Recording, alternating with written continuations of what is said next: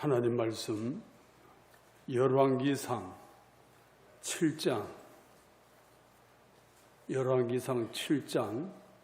20절부터 22절에 있는 말씀이 되겠습니다. 제가 가지고 있는 성경은 구약서 522쪽 열왕기상 7장 20절에서 22절 우리 합독하시겠습니다.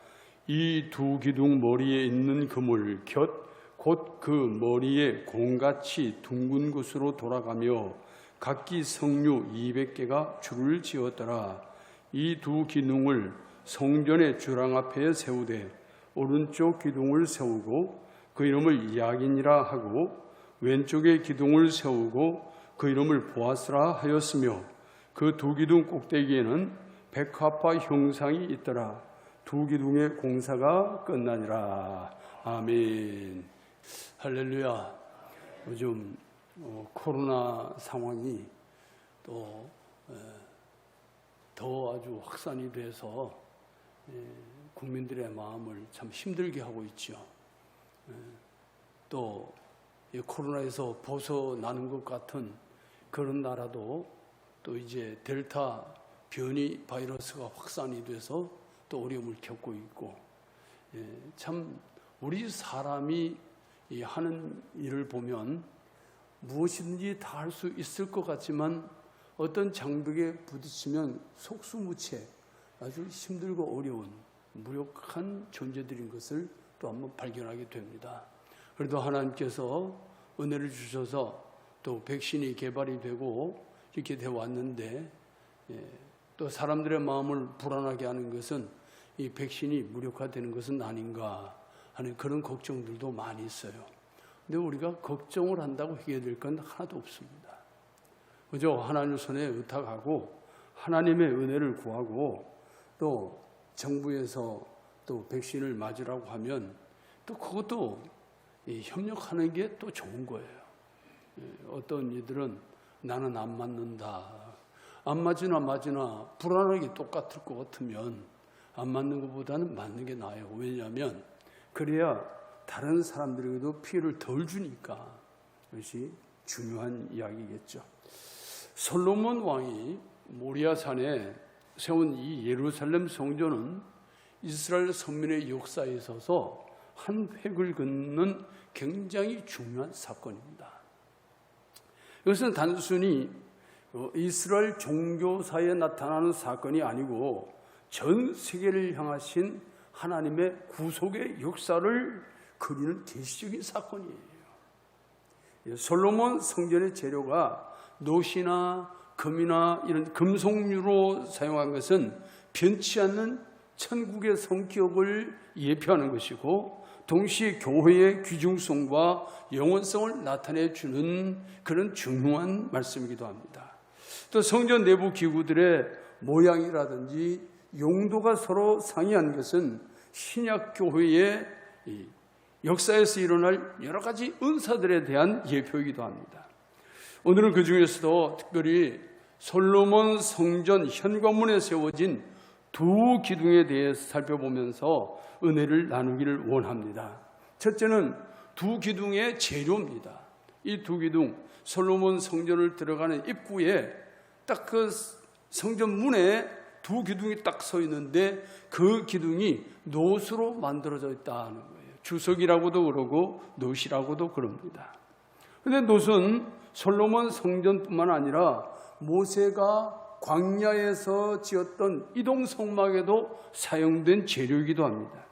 또 다윗이 성전의 재료를 준비할 때에 노시 귀중한 한목 중의 하나로 포함되어 있던 것을 알 수가 있습니다. 이처럼 성전 건축의 재료로 귀중하게 사용된 이 노는 불변과 튼튼함을 상징하는 그런 금속이었습니다. 그래서 성경에서 사용된 노의 용례를 우리가 몇 가지 찾아보려고 합니다. 첫째는 노은 완악한 죄인을 비유할 때 사용됐어요. 우리 이사야 48장 4절 말씀 보십시다. 다 같이 읽습니다. 시작. 내가 알거니와 너는 완고하며 내 목은 쇠의 힘줄이요 내 이마는 노시라. 이 완고한 죄인들을 향해서 뇌임하는 노스로 만들어졌구나. 이게 무슨 얘기겠어요? 아주 완악한 죄인이다 그 말이에요. 아주 완악하다. 노시 튼튼하고 변하지 않는다 하는 성격을 예표한다고 하면, 뇌이마가 노시란 말은 너는 그 악에서 도대체 변화될 줄을 모르는구나. 너는 그 악에서 벗어날 줄을 모르는구나. 뇌이마가 노시다 그 말은 넌 생각하는 것마다 전부 다 악한 것이구나. 이런 이야기예요. 두 번째, 롯은 죄값으로 받은 극도의 한죄를 의미하기도 합니다. 우리 신명기 28장 22절에서 23절에 있는 말씀이 되겠습니다. 다 같이 읽습니다. 여호와께서 폐병과 열병과 염증과 학질과 한재와 풍재와 썩는 재앙으로 너를 치시리니 이 재앙들이 노를 따라서 너를 진멸하게 할 것이라. 내 머리 위에 하늘은 노시 되고 내 아래의 땅은 철이 될 것이며 그랬어요. 그러니까 오늘 여기도 볼 수 있으니까 내 머리 위에 하늘은 노시 되고, 다음 절을 넘겨줘요. 23절. 내 머리 위에 하늘은 노시 되고 내 아래의 땅은 철이 될 것이며, 이렇게 말씀하신 것은 지금 이 죄값으로 하나님이 재앙을 내리시는데 이 재앙이 얼마나 극렬했는지 하늘은 노시 되고 땅은 철이 되고, 이게 사람이 감당 못할 재앙이다 그런 말입니다. 또 세 번째, 롯은 부강하고 튼튼한 세상 혹은 그런 강력한 왕국을 가리킬 때 롯을 사용하기도 했어요. 다니엘 선지자가 여는 헬라 제국이 롯 같은 나라로 예표되어 있는 것을 성경에서 볼 수 있습니다. 다니엘 2장 39절 말씀이에요. 다 같이 읽습니다.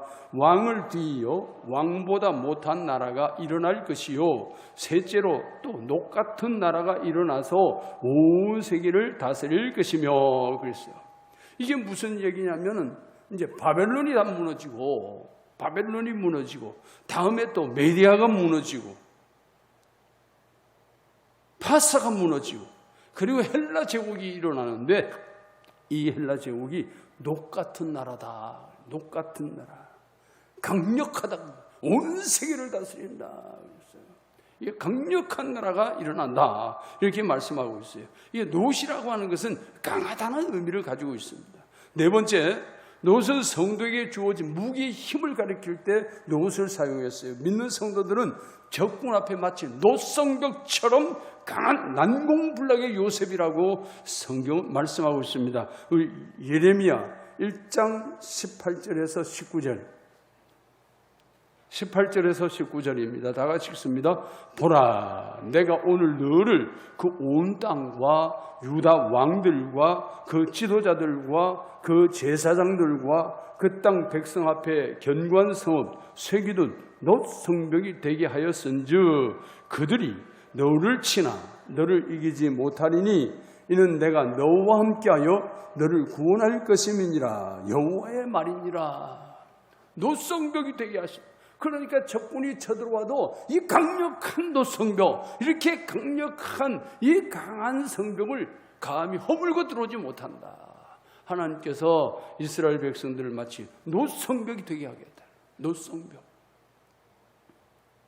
보통 성벽이 다 돌로 이렇게 석축을 해서 만들어지는데 롯으로 만들었다 그러면은 누가 함부로 이걸 파괴하고 들어올 수 없다. 하나님께서 그것을 말씀해 주셔요. 예레미야 15장 20절 말씀 또 보겠습니다. 다 같이 읽습니다. 시작. 내가 너로 이 백성 앞에 견고한 롯 성벽이 되게 하리니 그들이 너를 칠지라도 이기지 못할 것은 내가 너와 함께하여 너를 구하여 건짐이라. 여호와의 말씀이니라. 하나님이 이스라엘의 롯 성벽이 되어서 적군이 치러 들어와도 이길 수 없게 하시겠다는 거예요. 하나님이 함께 하시는 것을 롯 성벽이라고 이렇게 비유를 했어요. 하나님께서 이스라엘 백성들에게 아주 강한 진이 되어주시는 그 비유로 롯 성벽에 말씀을 하고 있어요. 또 다섯 번째는 주님의 능력을 상징할 때에도 롯을 비유합니다. 다니엘이나 사도 요한은 우리 주님의 능력을 표현하는 가운데 그 팔과 발이 빛난 주석, 빛난 주석. 이 주석과 놋은 같은 의미로 사용되고 있습니다. 다니엘 10장 6절입니다. 다니엘 10장 6절 다 같이 읽습니다. 시작. 또 그의 몸은 황옥 같고 그의 얼굴은 번갯빛 같고 그의 눈은 횃불 같고 그의 팔과 발은 빛난 놋과 같고 그의 말씀은 무리의 소리와 같더라. 그래서 또 계시록 1장 15절 그의 발은 풀무불에 달려난 빛난 주석 같고 그의 음성은 많은 물소리와 같으며 그랬어요. 그의 팔과 발이 빛난 놋, 빛난 주석과 같다. 그만큼 강한 힘을 가지고 계신다는 거예요. 우리 주님은 전능자라는 것을 여기에서 말씀하고 있는 것입니다. 이렇게 성경을 볼 때에 놋이라고 하는 이 재료는 그 빛도 변하지 않고 강하고 튼튼함을 가리키고 있습니다. 그렇다면 솔로몬 왕이 성전 현관에 세운 두 놋기둥은 교회의 영원성과 불변성 그리고 경건성을 나타내주고 있는 것을 알 수가 있습니다. 그러므로 예수 그리스도의 교회는 죄인들에게는 소망이 되고 환난 날에는 피할 요새요 산성이 된다고 성경이 말씀합니다. 우리 시편을 보겠습니다. 시편 18편 2절입니다. 다 같이 읽습니다. 시작. 여호와는 나의 반석이시요 나의 요새시요 나를 건지시는 이시요 나의 하나님이시요 내가 그 안에 피할 나의 바위시요 나의 방패시요 나의 구원의 뿌리시요 나의 산성이시로다. 그랬어요. 하나님은 나의 요새가 되고 나의 반석이 되고 나의 바위가 되시고 방패가 되시고 구원의 뿌리 되시고 나의 산성이 되어 주신다. 이것을 놋에다 비유를 한 거예요. 그래서 솔로몬 성전에 들어간 입구에서부터 두 기둥을 세울 때 놋으로 만든 이유는 이 성전은 여호와가 계신 강력한 진이다. 하나님이 계시는 강력한 진, 이 성전에서부터 내가 너희를 보호해 줄 것이고 너희를 지켜줄 것이고 너희의 기도를 들어줄 것이고 너희에게 은혜를 베풀 것이다. 이것을 지금 말씀하고 있는 거예요. 솔로몬 성전의 두 기둥은 그냥 괜히 세운 게 아닙니다. 물론 보기에 좋도록 여러 가지로 꾸민 것도 있어요. 꾸민 것도 있지만 아름답게 보이기 위한 목적도 있지만 더 강한 목적은 하나님이 강력한 너희의 진이다. 너희의 보호자다. 이걸 지금 말씀하시려고 하는 것을 볼 수가 있습니다. 그러니 이 성전에 들어오면 누구도 해함을 당하지 않는다. 그 말이에요. 누구도. 이 성전에 들어오면 다 보호를 받는다. 그 말이에요. 그러면 이제 신약시대에 있어서 우리 영원한 성전은 무엇입니까? 예수 그리스도란 말이에요. 예수 그리스도 그분이 우리 영원한 성전이라면 예수 그리스도 안에서는 어떤 누구도 해함을 당하지 않는 거예요. 예수 그리스도 안에서는 누구라도 보호함을 받는 거예요. 예수 그리스도 그분이 우리에게 강력한 놋이란 말이에요. 그것을 우리에게 말씀해 주고 있는 것입니다. 두 번째는 두 기둥의 이름이 가지고 있는 뜻을 한번 살펴보려고 합니다. 이 두 기둥의 이름은 야긴과 보아스라 그랬어요. 야긴과 보아스. 먼저 야긴이라고 하는 이 단어는 저가 세운다 하는 뜻을 가지고 있습니다. 저가 세운다. 정립시키는 거예요. 이스라엘 백성이 애굽에서 나온 지 자그마치 480년이 지나갑니다. 480년이 지나가는데 그때 비로소 안정을 누리게 된다는 거예요. 또한 이것은 솔로몬 성전은 주님께서 솔로몬을 통하여 친히 세우셨다. 솔로몬이 세운 것 같지만 솔로몬이 세운 것이 아니라 다윗 시대의 다윗에게 하나님이 성령으로 그 마음을 불질러 주셨고 솔로몬에게 유언을 남겨서 솔로몬이 짓게 하는데 사실은 솔로몬을 도구로 사용하신 것이고 주님이 친히 지으신 것이다. 주님. 그렇기 때문에 이 솔로몬 성전은 주님의 성전이라는 거예요. 그래서 야긴은 더 나아가서 신약시대의 교회운동을 예시합니다. 예수님께서 말씀하시기를 친히 이 반석 위에 내 교회를 세우리라. 예수님이 친히 교회를 세우시겠다. 친히. 그러니까 성전을 세우신 하나님이 신약시대에 와서는 예수님을 통해서 교회를 세운다는 거죠. 이 성전이 우리에게 주는 역할이 지대하다면 우리 주님께서는 당신의 몸인 교회를 통해서 지금도 일하고 계신다는 것을 말씀해 주고 있는 것입니다. 그렇기 때문에 주님은 말씀합니다. 마태복음 16장 18절 말씀을 보면 또 내가 네게 이르노니 너는 베드로라. 이 반석 위에 내 교회를 세우리니 음부의 권세가 이기지 못하리라. 주님이 우리의 성전 되시고 주님 안에서 보호받고 주님 안에서 승리할 수 있다고 하면 역시 몸된 교회 안에서 우리는 승리할 수 있어요. 왜? 음부의 권세가 결코 이길 수 없다. 녹과 같은 강력한 힘을 가지고 있는 것입니다. 주님이 하시는 교회, 주님이 세우신 교회, 주님이 영광 받으시는 교회는 어떤 세력이 들어와도 그 악한 것들이 교회를 흔들 수가 없어요. 물론 흔들려고 자꾸 덤벼들지만 주님이 노성벽이 되셔서 철통같이 지켜주고 있는 거예요. 그래서 하나님의 교회를 무너뜨릴 수 없다, 그런 말이에요. 보이는 교회는 환난을 겪기도 하고, 보이는 교회는 굴곡도 생기고, 보이는 교회는 흩어지기도 했다가 모이기도 했다, 그래요. 그러나 주님이 하시는 영적인 교회는 그 누구도 건드릴 수가 없는 거예요. 누구도. 오늘 우리가 예수님을 신앙하고 예수 그리스도 안에 있다고 하면 우리는 어느 자리에 있든지 주님의 교회이고, 어느 자리에 있든지 악한 영들은 우리를 해할 수가 없는 것입니다. 그 다음에 이제 보아스의 뜻은 그 안에 능력이 있다, 하나님 나의 힘이다, 이런 뜻이에요.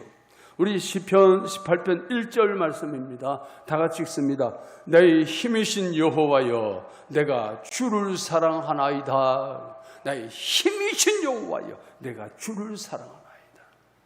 하나님이 나의 힘이라는 것, 노스로 우리에게 비유된 우리의 주님이 우리의 힘이라. 힘. 내가 스스로 힘이 되고 내가 이 세상에 있는 것을 힘으로 삼으면 언젠가 무너질 수밖에 없지만, 예수님이 나의 힘이 되어주시면 그분이 나를 지켜주기 때문에 우리는 결코 무너지지 않는다는 겁니다. 이런 믿음이 우리에게 강력하게 요구되는 것입니다. 주여, 주님이 나의 힘이십니다. 하나님이 나의 힘이십니다. 내가 주를 사랑합니다 라고 날마다 고백할 수 있는 저와 여러분이 되기를 주의 이름으로 축복합니다. 우리 마지막으로 시편 18편 32절 말씀을 더 보시겠습니다. 시작. 이 하나님이 힘으로 내게 띠 띄우시며 내 길을 완전하게 하시며, 힘으로 나에게 띠를 띄우신다. 띠를 띄워.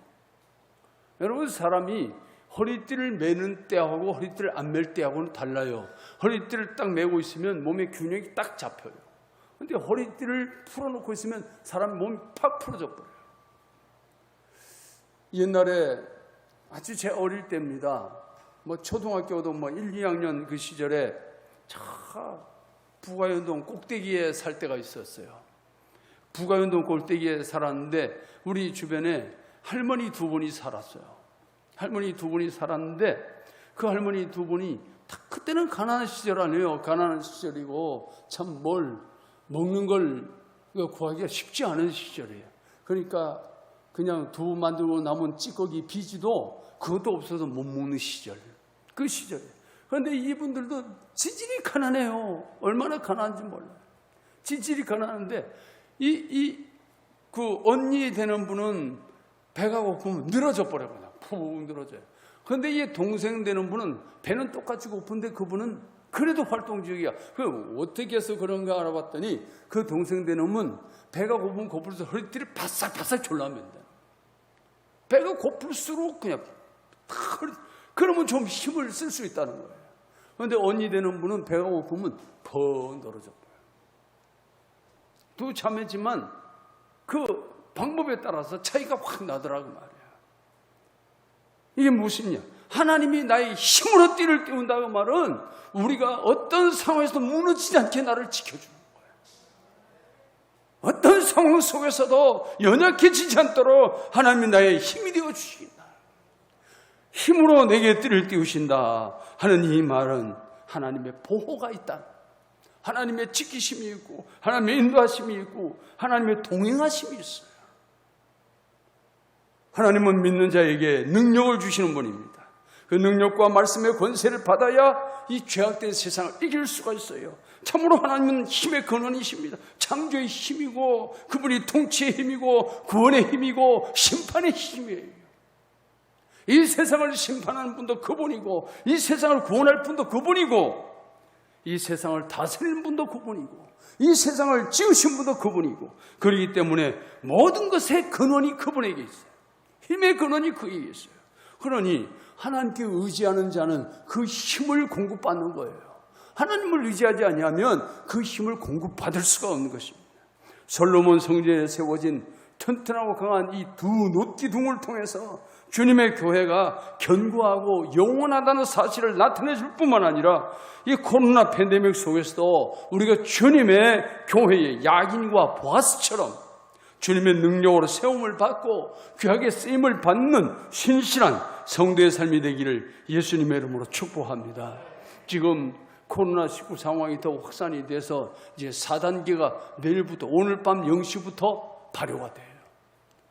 그래서 이제 우리 교회도 여전히 마찬가지예요. 우리가 방역을 잘하고 하지만 그래도 이번 4단계가 발효가 될 때에는 교회가 이게 매스컴상에 오르내리지 않은 건 그것만 해도 난 참 다행이다고 생각해요. 젊은 사람들이 유흥업소를 자꾸 다니면서 거기서부터 이게 확산이 이제 자꾸 돼가지고, 물론 이게 백신을 맞고 이러면서 마음들이 늘어져 버린 거예요. 백신 맞고 그러면서 이게 금방 이제 겨우 10% 이렇게 맞았는데, 이 백신 맞고 정부에서도 백신을 안 맞으려고 하니까 맞게 하려고 인센티브도 주고 이렇게 한 것이 사람들이 마음이 막 흐느적거려요. 늘어져 버렸어. 이러다 보니까 방심을 하고 그렇게 하다가 결국은 또 이렇게 되는 거예요. 이게 완전히 물러갈 때까지는 방심하면 안 되는 겁니다. 완전히 물러갈 때까지.